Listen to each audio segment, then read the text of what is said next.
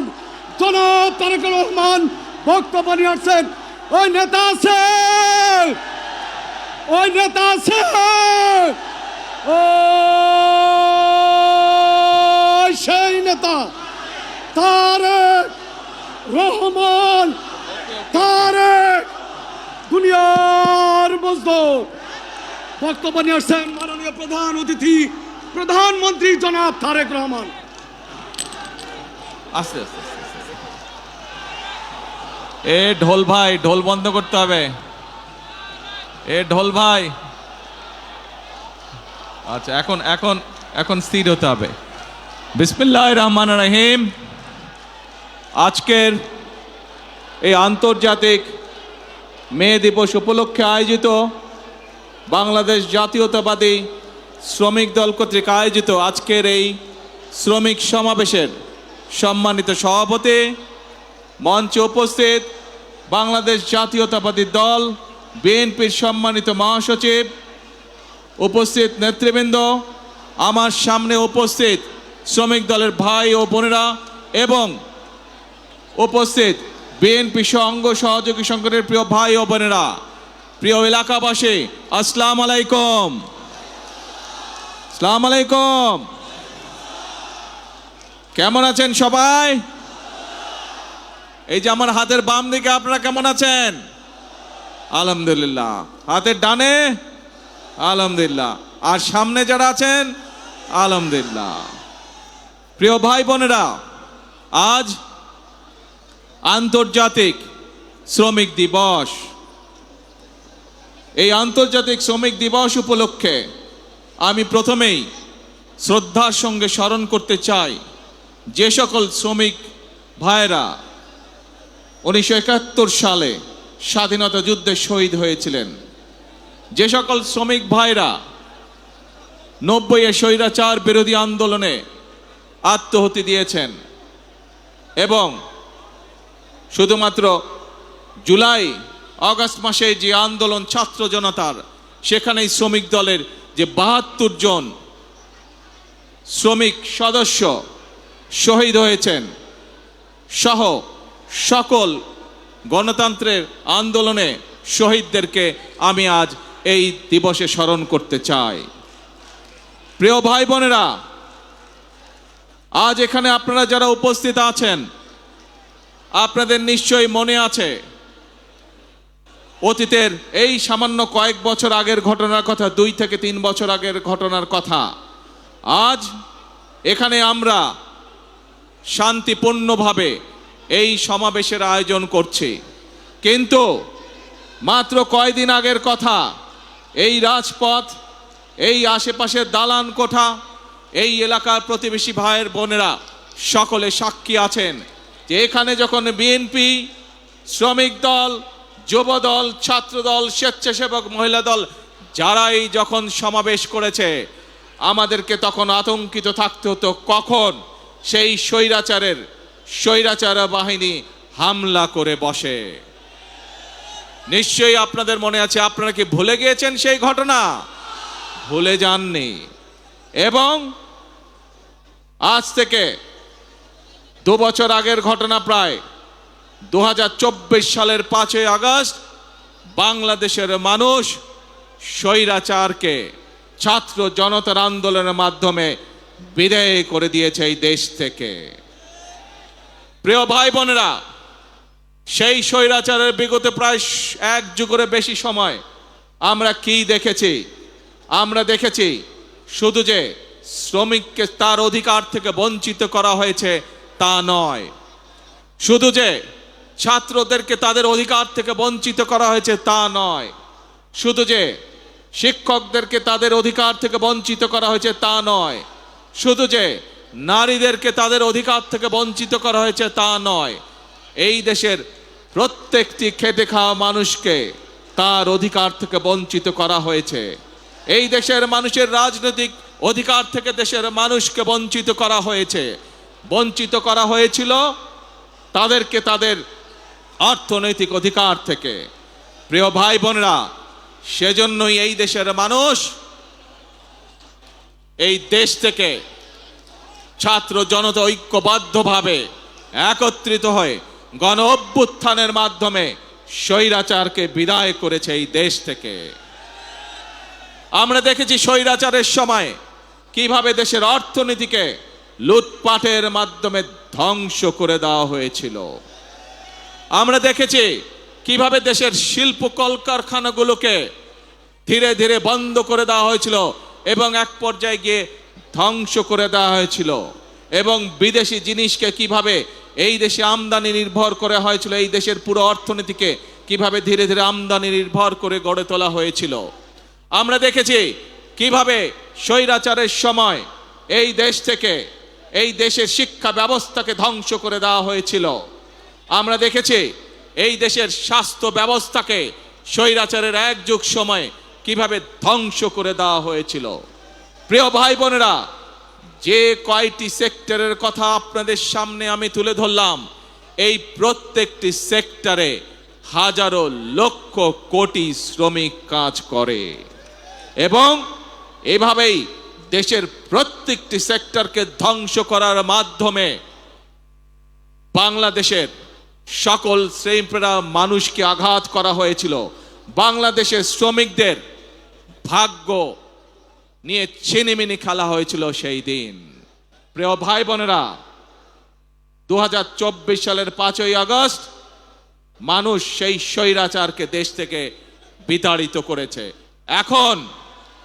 এখন শ্রমিক, শিক্ষক, ছাত্র, নারী, পুরুষ সকলে মিলে এখন হচ্ছে দেশ গড়ার পালা। প্রিয় ভাই বোনেরা, আমার সামনে একটি ব্যানার আছে, সেই ব্যানারের মধ্যে লেখা রয়েছে বন্ধ কলকারখানা চালু করতে হবে। প্রিয় ভাই বোনেরা, বর্তমান সরকার বিএনপি সরকার, জনগণের ভোটে নির্বাচিত সরকার, এবং সেই জন্যই সরকার গঠিত হওয়ার পরে সাথে সাথেই আমি সংশ্লিষ্ট ব্যক্তিবর্গকে সাথে নিয়ে বসেছি এবং নির্দেশনা দিয়েছি, এবং আপনারা জানলে খুশি হবেন, এই সপ্তাহে গত 1 মাস আগে আমি নির্দেশনা দিয়েছি যে কিভাবে আমরা কত দ্রুত আমরা বন্ধ কলকারখানা কোনটি চালু করতে পারবো, যাতে আবার সেই সকল শ্রমিক যারা কর্মসংস্থান হারিয়ে বেকার হয়ে গিয়েছিল সেই সকল শ্রমিকের কর্মের ব্যবস্থা আমরা করতে পারি। সেই মিটিংটি এই সপ্তাহে আবার নির্ধারিত হয়েছে। ইনশাআল্লাহ বাংলাদেশের অনেকগুলো কলকারখানা যেগুলো বন্ধ হয়ে গিয়েছে বিগত বছরগুলোতে, পর্যায়ক্রমিকভাবে আমরা সেই কলকারখানাগুলোকে আবার চালু করার উদ্যোগ গ্রহণ করেছি। প্রিয় ভাই বোনেরা, শুধু এই বন্ধ কলকারখানা চালু হলেই সকল শ্রমিকের কর্মসংস্থানের ব্যবস্থা হবে না, আমরা জানি। এই শ্রমিকদের পাশাপাশি আরো বহু লক্ষ, হাজারো লক্ষ বেকার এখন এই দেশে রয়ে গিয়েছে, যাদের জন্য দেশে আমাদের কর্মসংস্থানের ব্যবস্থা করতে হবে, যাদের জন্য একই সাথে আমাদেরকে বিদেশেও কর্মসংস্থানের ব্যবস্থা করতে হবে। এবং সেই জন্যই আমরা বিদেশি বিনিয়োগকারী সহ দেশীয় বিনিয়োগকারীদের সাথে এরই ভিতরে আলাপ আলোচনা শুরু করেছি। আমরা তাদেরকে উৎসাহ প্রদান করছি, আমরা তাদের বিভিন্ন সমস্যা সমাধানের চেষ্টা করছি, যাতে করে সেই বিনিয়োগকারীরা সে দেশি হোক অথবা বিদেশি হোক এই দেশে কলকারখানা তৈরি করে। কারণ আমরা জানি এই দেশে কলকারখানা তৈরি হলে এই দেশের শ্রমিকরা কর্মসংস্থানের সুযোগ হবে তাদের। আমরা জানি শ্রমিকরা যদি ভালো থাকে তাহলে বাংলাদেশ ভালো থাকবে। আমরা জানি কৃষকরা যদি ভালো থাকে তাহলে এই বাংলাদেশ ভালো থাকবে। অর্থাৎ সাধারণ খেটে খাওয়া মানুষ যখন ভালো থাকবে তখনই এই দেশ বাংলাদেশ ভালো থাকবে। এবং সেই জন্যই প্রিয় ভাই বোনেরা, আপনারা দেখেছেন, আমরা জানি, আমরা বিষয়টি সম্পর্কে ওয়াকিফাল আছি। এইখানে রাস্তা, ঢাকা শহরের বিভিন্ন রাস্তায় আপনারা দেখেছেন হকার ভাইরা ছিল, কিন্তু যানজট সহ সাধারণ মানুষের চলাফেরার অসুবিধার জন্য আমরা হকার ভাইদেরকে সরিয়ে দিয়েছি। কিন্তু আমরা এটাও বুঝি তারাও মানুষ, তাদেরও পরিবার আছে, তাদেরকেও চলতে হবে, খেয়ে পড়ে তাদেরকেও বাঁচতে হবে। সেজন্যই আমি সংশ্লিষ্ট কর্তৃপক্ষকে সাথে সাথে নির্দেশনা দিয়েছি যে হকার উচ্ছেদ করলে শুধু হবে না, এই মানুষগুলো যাতে খেয়ে পড়ে বাঁচতে পারে, কর্মসংস্থান মানে ব্যবসা করতে পারে, তারও ব্যবস্থা করতে হবে।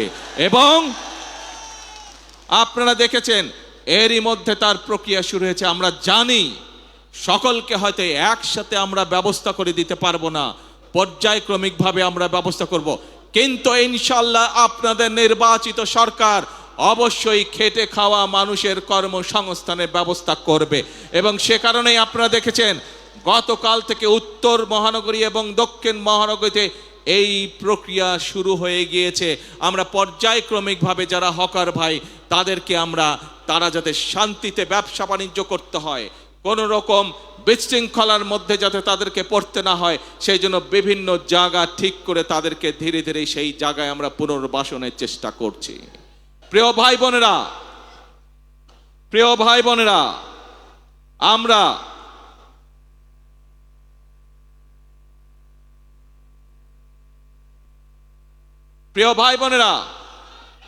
আমরা নির্বাচনের 12 তারিখে নির্বাচনের আগে আমরা বলেছিলাম এই দেশকে পুনর্গঠন করা ছাড়া, রাষ্ট্র মেরামত করা ছাড়া কোনো উপায় নাই।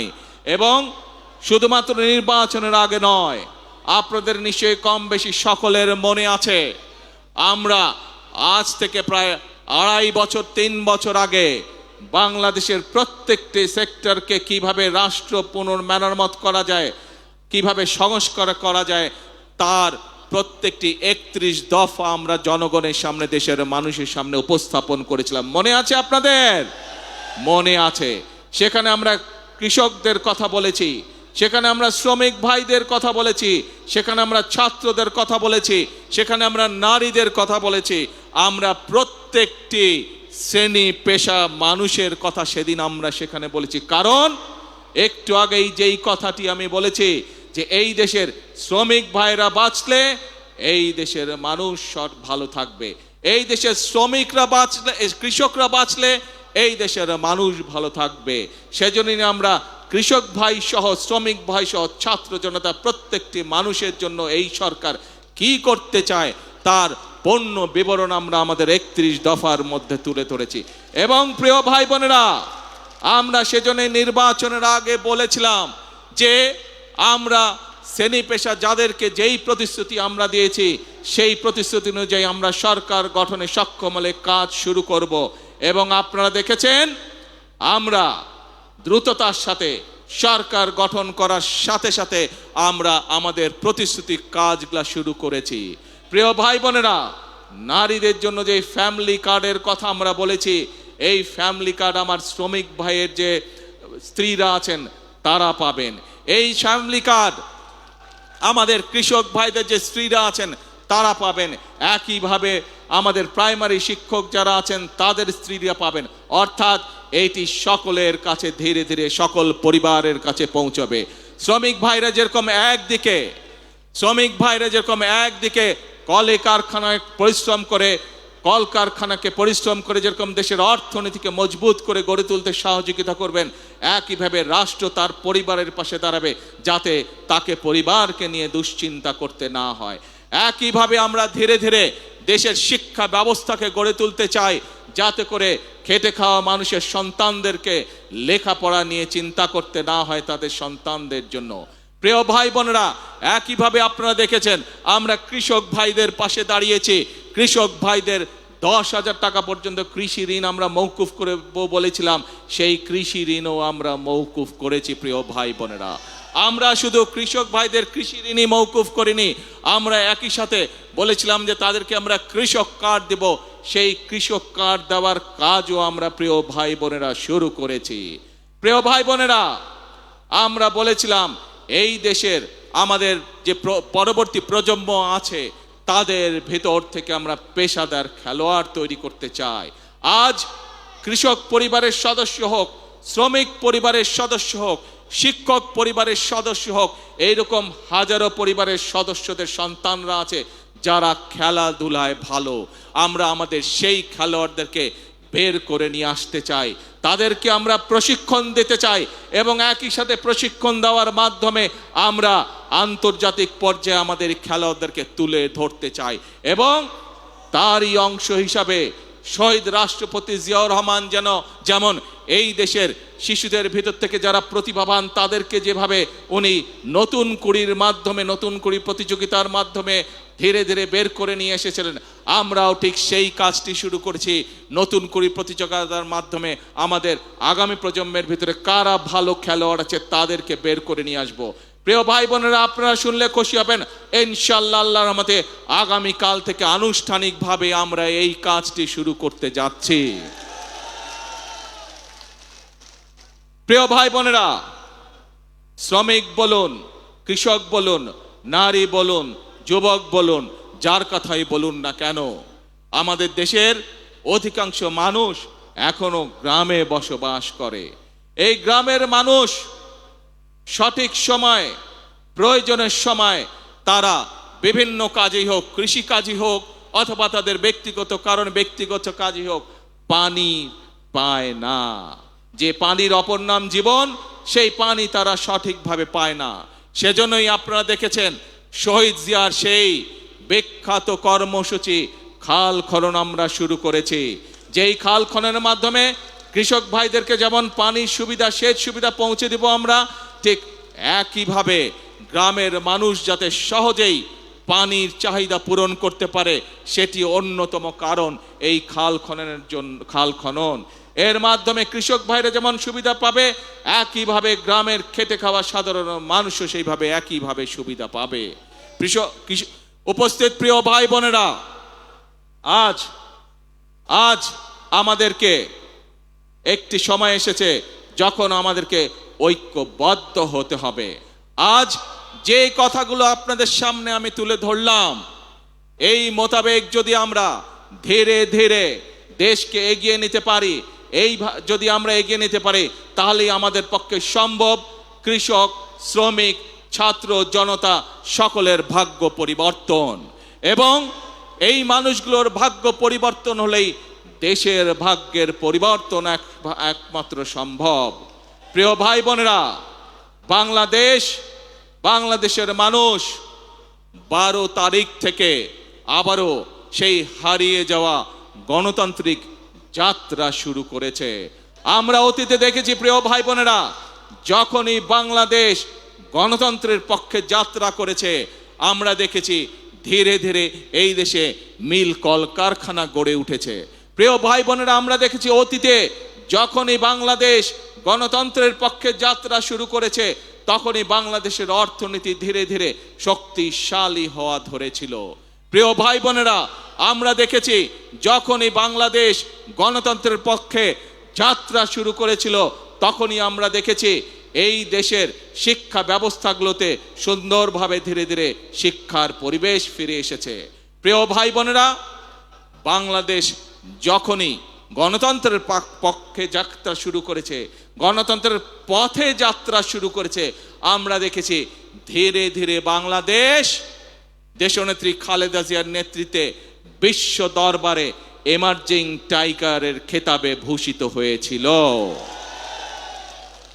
কিন্তু প্রিয় ভাই বোনেরা, বাংলাদেশ যখনই গণতন্ত্রের পথে যাত্রা শুরু করে, কিছু মহলের সেটি পছন্দ নয় এবং সেই সকল মহল যারা চায় না বাংলাদেশের মানুষ তার ভাগ্য পরিবর্তনের জন্য পরিশ্রম শুরু করুক, যারা চায় না বাংলাদেশ পৃথিবীর সাথে পাল্লা দিয়ে সামনে এগিয়ে যাক, সেই মহল ষড়যন্ত্র শুরু করে অতীতের মতন।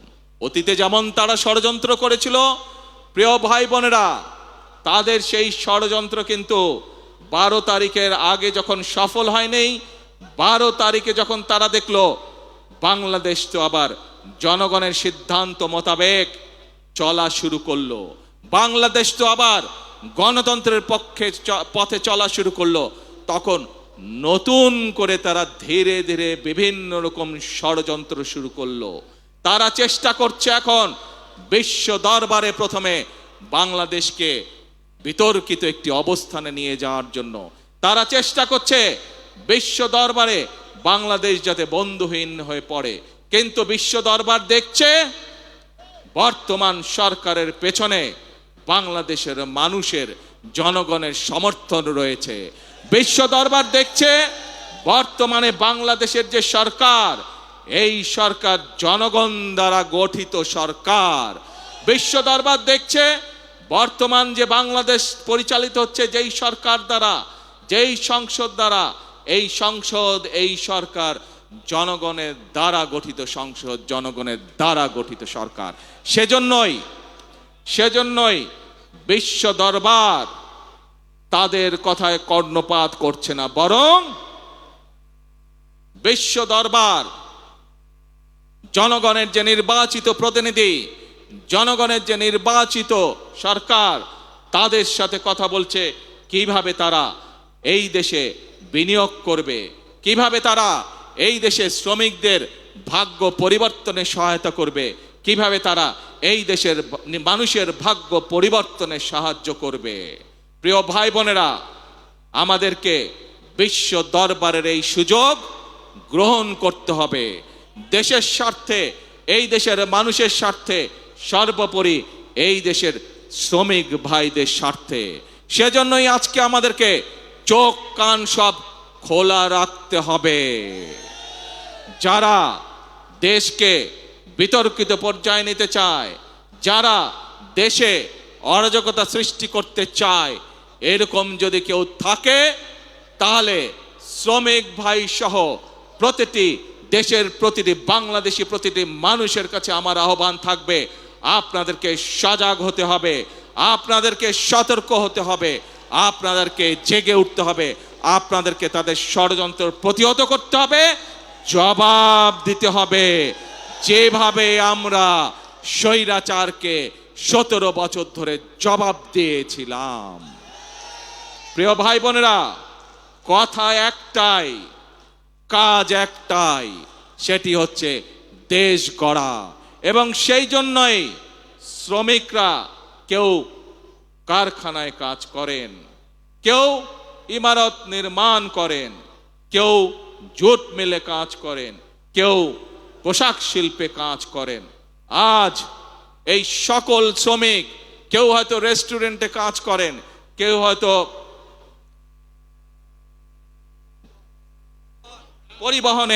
পরিবহনে কাজ করেন, বিভিন্ন পর্যায়ে বিভিন্ন শ্রেণীতে শ্রমিক ভাইরা আছেন। আজ সেই শ্রমিক ভাই সকলের উদ্দেশ্যে আমি বলতে চাই, আপনারা যেমন বিভিন্ন সেক্টরে কাজ করেন, আপনাদের খাতায় আমি আমার নামটি লেখাতে চাই একজন শ্রমিক হিসাবে। কারণ আপনি যেরকম ইমারত শ্রমিক হিসাবে এই ইমারতটি গড়ে তুলছেন, এই দালানটি গড়ে তুলছেন, আপনি একজন পাট শ্রমিক হিসাবে পাট কলের উৎপাদন যেমন বৃদ্ধি করছেন, আপনি একজন পোশাক শিল্প শ্রমিক হিসাবে পোশাক শিল্পের উৎপাদন বৃদ্ধি করছেন, ঠিক একইভাবে আপনার খাতায় নাম লিখিয়ে আমিও দেশ গড়ার কাজে নিয়োজিত করতে চাই নিজেকে। সেই জন্য আমি মনে করি, এবং একই সাথে আমি মন্ত্রী পরিষদের সকল সদস্যের নাম শ্রমিক হিসাবে অন্তর্ভুক্ত করতে চাই। কারণ আপনারা যেমন এক একটি জিনিস গড়ে তুলছেন, আমরা আপনাদের পাশে থেকে দেশ গড়ার কাজে হাত দিতে চাই, দেশকে গড়তে চাই। দেশের মানুষ পরিশ্রম করে যেভাবে সামনে এগিয়ে যাচ্ছে, তাদের সাথে থেকে, তাদের পাশে থেকে আমরা দেশকে গড়ে তুলতে চাই। এজন্যই প্রিয় ভাই বোনেরা, আমাদের নির্বাচনের সময় স্লোগান ছিল, করব কাজ সবার আগে। এইটি হচ্ছে আমাদের স্লোগান, এইটি হচ্ছে আমাদের বর্তমান স্লোগান, এইটি হচ্ছে আমাদের ভবিষ্যৎ স্লোগান। যেই স্লোগানের বলে বলিয়ান হয়ে ইনশাআল্লাহ আমরা এই প্রিয় মাতৃভূমিকে আমাদের প্রত্যাশিত বাংলাদেশ হিসেবে গড়ে তুলতে পারব। প্রিয় ভাই বোনেরা, আজকের এই মহান আন্তর্জাতিক শ্রমিক দিবসে আসুন আমরা আজকে প্রত্যেকে এখানে প্রতিজ্ঞা গ্রহণ করি। আমরা আজকে এখানে প্রত্যেকে শপথ গ্রহণ করি যে যেই বাংলাদেশের প্রত্যাশা প্রত্যেকটি নারী পুরুষ প্রত্যেকটি মানুষের মনে রয়েছে, সেই প্রত্যাশিত বাংলাদেশ গড়ে তোলার জন্য আসুন আমরা প্রত্যেকে এক একজন শ্রমিক হিসাবে, দেশ গড়ার শ্রমিক হিসাবে আমরা নিজেদেরকে প্রস্তুত করব। আমরা প্রত্যেকে এক একজন দেশ গড়ার শ্রমিক হিসাবে আমাদের জীবনের বাকি দিনগুলোকে আমরা অতিবাহিত করব। কে ভাইরা, আমরা কি এই প্রতিজ্ঞা গ্রহণ করতে পারি? আমার সাথে আছেন আপনারা দেশ গড়ায়? দেশ গড়ার শ্রমিক হিসাবে কি আপনারা নাম লেখাতে রাজি আছেন? আলহামদুলিল্লাহ। প্রিয় ভাই বোনেরা, মনে রাখতে হবে শহীদ রাষ্ট্রপতি জিয়াউর রহমানের সেই একটি কথা, প্রথম বাংলাদেশ আমার, শেষ বাংলাদেশ। জীবন বাংলাদেশ আমার, মরণ বাংলাদেশ। আসুন এই বাংলাদেশই আমাদের প্রথম ঠিকানা, এই বাংলাদেশই আমাদের শেষ ঠিকানা। এটিই হোক আমাদের প্রথম এবং শেষ ঠিকানা। আজ আবারও দেশ গড়ার প্রত্যয় ব্যক্ত করে, দেশ গড়ার শপথ ব্যক্ত করে আমি আমার বক্তব্য শেষ করছি। বক্তব্য শেষ করার আগে আমি কতগুলো মানুষকে যদি শ্রদ্ধা না জানাই, ধন্যবাদ না জানাই, সেটি হবে অন্যায়। প্রিয় ভাই বোনেরা, আমার বক্তব্যের মধ্যেই আমি বলেছি এই রাজপথ এবং এই বিল্ডিং এ বসবাসকারী যে সকল প্রতিবেশী আছেন, বিগত স্বৈরাচার বিরোধী এক যুগেরও বেশি সময় যে আন্দোলন সংগঠিত হয়েছে, বিভিন্ন সময় আমরা এই রাস্তার উপরে চেষ্টা করেছি আমাদের কথাগুলো জনগণের সামনে তুলে ধরতে, এবং আমরা সেই সময় দেখেছি কিভাবে সেই স্বৈরাচারী বাহিনী আমাদের নেতাকর্মীদের উপরে অত্যাচার করেছে, নির্যাতন করেছে, গুলিগালাজ করেছে। কিভাবে আমাদের এই অফিস, এই পল্টন অফিসে তারা কিভাবে হামলা করেছিল, কিভাবে গুলিবর্ষণ করেছিল। আমাদের সেই আন্দোলনের সময় আমাদের বহু নেতাকর্মীকে এই প্রতিবেশীরা সেদিন বিভিন্নভাবে সহযোগিতা করেছেন, সাহায্য করেছেন। আমাদের এই আন্দোলনের সময় যে সকল এখানে অত্যাচার নির্যাতন হয়েছিল, তার ফলে এই মানুষগুলো অনেক কষ্ট ভোগ করেছিলেন। আমি আজ এখানে বসবাসকারী যে সকল প্রতিবেশী আছেন, আমাদের বিভিন্ন দোকানপাট থেকে শুরু করে বিভিন্ন অ্যাপার্টমেন্টের যে সকল প্রতিবেশী আছেন, তাদেরকে আমি, আমাদের নেতাকর্মীদেরকে বিভিন্ন সময় সাহায্য সহযোগিতা করার জন্য আমি আন্তরিকভাবে দলের পক্ষ থেকে তাদেরকে আন্তরিকভাবে ধন্যবাদ জানাই।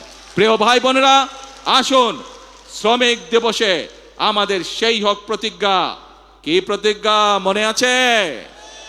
প্রথম বাংলাদেশ আমার, শেষ বাংলাদেশ। জীবন বাংলাদেশ আমার, মরণ বাংলাদেশ। আল্লাহ হাফেজ। বাংলাদেশ জিন্দাবাদ। বাংলাদেশ জাতীয়তাবাদী দল জিন্দাবাদ।